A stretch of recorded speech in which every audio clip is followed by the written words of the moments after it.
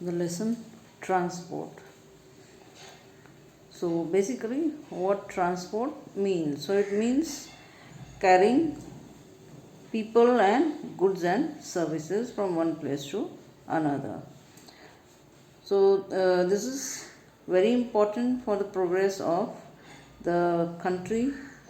Agriculture, industry and commerce depends upon the means of transport. So Karnataka is a land of many natural resources, minerals, commercial crops, forests, then sources of energy are available in plenty. So to achieve economic development through the use of these resources, we need a efficient transport system. So Karnataka is mainly an agricultural state. So different means of transport facilities are necessary to transport food grains and other agricultural produce to the market. So minerals from mines, manufactured goods from the factories, people from one place to another place. So Karnataka has well developed road, rail, water and air transport facilities. So coming to road transport. So because India is a land of villages, in Karnataka we have many villages, large area is coming under rural. So large people live in villages, rural areas in Karnataka. So road transport occupies a very important role in linking the villages and towns. So the very positive thing about the roads is it can be constructed anywhere, whether it is a forest or a hilly area. So roads can be constructed easily at low cost. So people and goods can be transported to every corner of the state. So therefore the development of roads determines the progress of the state's agriculture, industry, mining and commerce. So coming to development of road transport. So we have been using roads since ancient times in Karnataka. So kings and emperors they constructed roads to carry for the movement of their army, for the movement of their soldiers, for administrative and also for administrative purposes. So those days the roads were constructed and there were travel shelters for the travelers. So the shelters were the place where the traveler could rest and have drink water. Then orchards and chowdhuries were there. So roads to connect the coastal regions to the inland areas have been constructed. So areas which are near the coast are to be connected to the areas which are away from the coast. So for that also the roads are constructed. So roads were not much developed in pre-independence days. So before we got independence in Karnataka, the roads were not much developed. So there were roads linking Bengaluru and the district centers in old Mysuru province, but they were not well organized. So after independence, when Vishal Mysuru state was formed in 1961, totally 43,182 kilometers of roads were laid.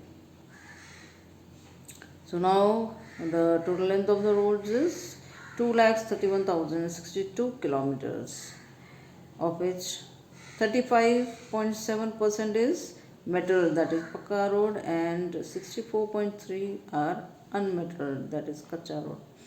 So there have been improvement in the quality of roads constructed too. So now the government is trying to convert the unmetalled roads into metalled roads, because the unmetalled roads get spoiled during the rainy season. So the government is now converting the unmetalled roads into metal roads. So there are different kinds of roads.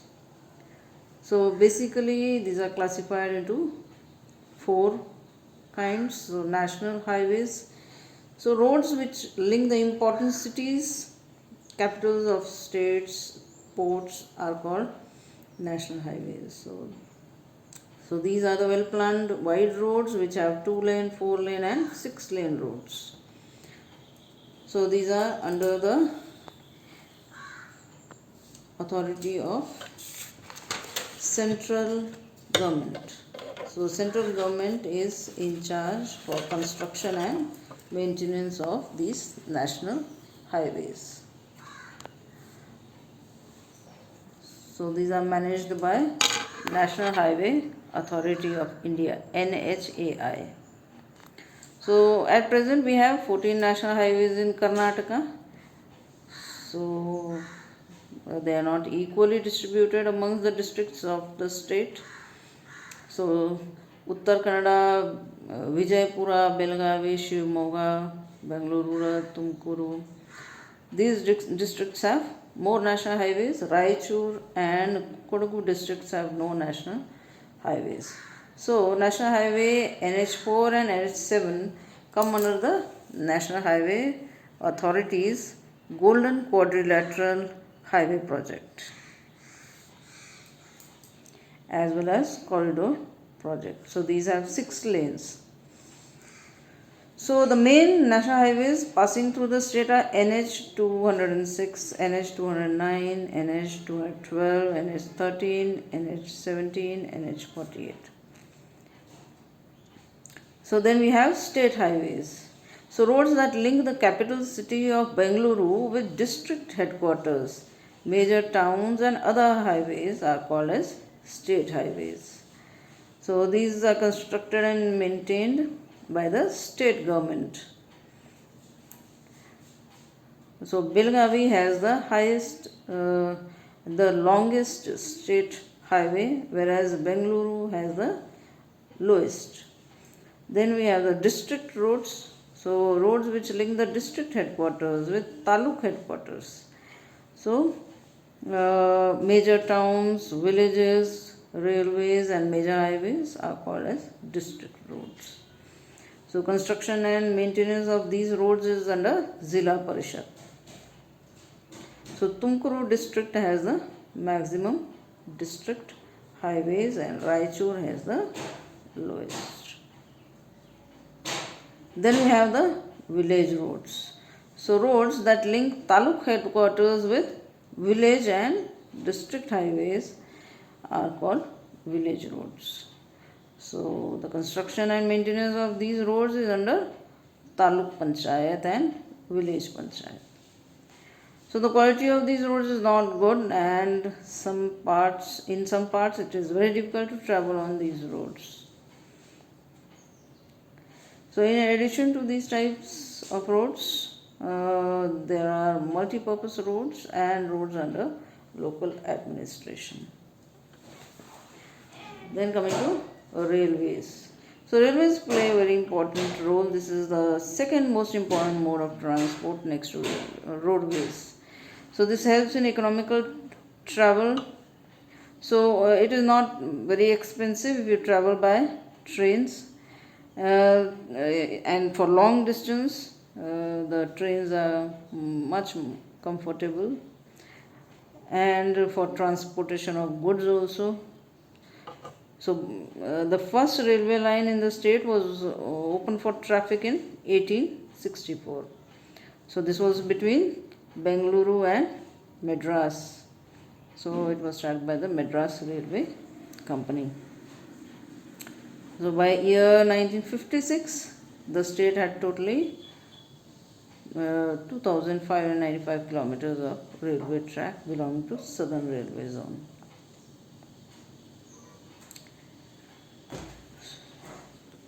So in Karnataka state, there is no uniform distribution of railway tracks in all the districts. So Bengaluru, Ballari, Belagavi, Hassan, Uttar Kannada have average of 150 to 200 kilometers long railway track. So Kodagu district has no railway tracks. So coming to the Konkan railways. So Konkan railways is a very important route on the west coast. So it links Mangaluru to Mumbai. So this has reduced the travel time from 41 hours to 18 hours. So earlier it used to take 41 hours to travel from Mangaluru to Mumbai, but after the construction of Konkan railways, it takes only 18 hours. Its length is 273 kilometers with 13 main and 310 other bridges. So of these, the Sharavati River Bridge, which is 2.2 kilometers, is the longest bridge, and Kali River Bridge, which is 1.2 kilometers, are the most important bridges. So, since this railway passes through many tunnels and across bridges, one can enjoy the natural beauty and scenery. Then coming to metro railway. So because of the growth of the city, so the city has grown tremendously as a metropolitan city, transportation became a major problem.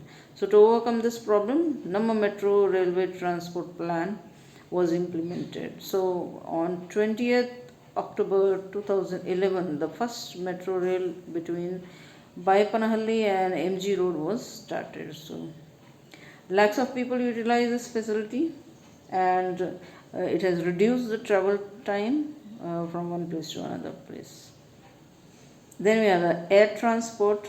So air transport is the fastest mode of transport, and it helps to carry people, mail and lightweight goods to far places in a very short time. So it is of great help during the natural calamities, wars and other emergencies. So you must have seen how during the floods the air transport was used to airlift people who were stuck in floods. So it is a costliest mode of transport and not available to everyone. So a poor person cannot afford this. You need to spend a lot of money if you want to use air transport. So the first air travel facility began between Bengaluru and Hyderabad by Deccan Airways in the year 1946. So Indian Airways was nationalized in the year 1953. So after Indian Airlines was established, Bengaluru was linked with various places all over the country. So in the year 1996, State Airport of Bengaluru was declared as international airport. So other than that, we have airports in Belagavi, Hubli, Mysuru and Mangaluru, which are domestic airports. So new airports are being established in Hassan and Kalburgi. So the international airport, which was in HAL, was shifted to Devanahalli, and the HAL airport is now being utilized for training the pilots. So the Devanahalli International Airport is the country's first green airport. So this airport is well equipped and provides various facilities and is the most modern airport. And the water transport. So Karnataka has inland as well as sea waterways. So earlier the inland waterways was confined to small rowing boats, dinghies and rafts. But now we have motor boats that have come into existence. They are used in Udupi, Uttar Kannada and Dakshin Kannada districts. So these districts have the rivers like Kali, Sharavati and Netravati, which help in inland water transport. So now with the development of road and railway transport, the use of water transport is less. So coming to the ports, so what are ports? These are the coastal places where the ships are sheltered. So ships are used for fishing, trade, passenger travel and transport of goods. So in Karnataka we have about 23 small and large ports. So the Port Authority of India came into being in year 1957, and there was an expansion in water transport. Now the new Mangaluru port was declared as the ninth major port of the country on 4th May 1974. Now this is called the Gateway of Karnataka. So through this port, iron ore, coffee, spices, cashews, sandalwood, tiles, chromite, granite, stone and canned fruit and fish are exported. Now petrol is being imported. So in addition to the Mangaluru port, 10 smaller ports have been developed. So these are Old Mangaluru Port, Malpe, Hangarkatte, Kundapura, Padubidri, Bhatkal, Honavar, Tadri, Bedakeri and Karwar. So Karwar is the most beautiful port. So this is all-weather port. Iron ore, manganese, granite, agriculture producers are exported through this port. So villages and towns are linked by road transport. There are 14 national highways passing through Karnataka. So the city railway system of Bengaluru is called Namma Metro. The port that is called the Gateway of Karnataka is New Mangaluru. The coastal railway of Karnataka is called Konkan Railway.